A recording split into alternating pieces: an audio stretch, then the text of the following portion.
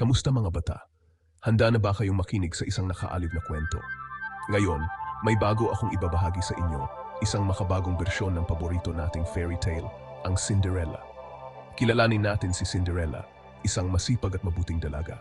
Ngunit, hindi siya masyadong mapalad dahil sa kanyang malupit na tiyahin at mga mapang-asar na pinsan. Kawawa naman si Cinderella. Araw-araw, inuutusan siya ng maraming gawaing bahay habang ang kanyang mga pinsan ay nagsasaya lang. Hindi ba nakakalungkot? Isang araw may dumating na balita, magkakaroon ng isang marangyang piging sa palasyo.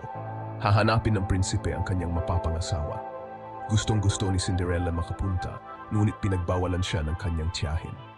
Lungkot na lungkot si Cinderella at hindi napigilang umiyak. Pero mga bata, huwag kayong mag-alala. Dumating ang kanyang diwatang ninang para siya'y tulungan.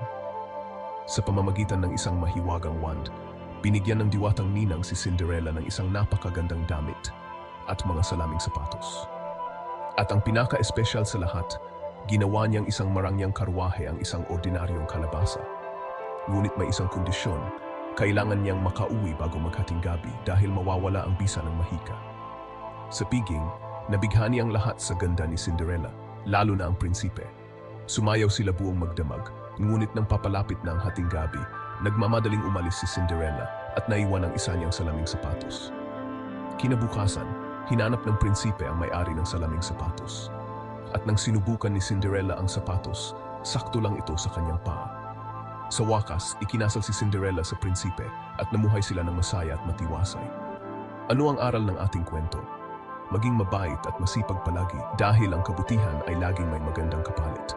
Maraming salamat sa pakikinig, mga bata. Abangan ang susunod nating kwento.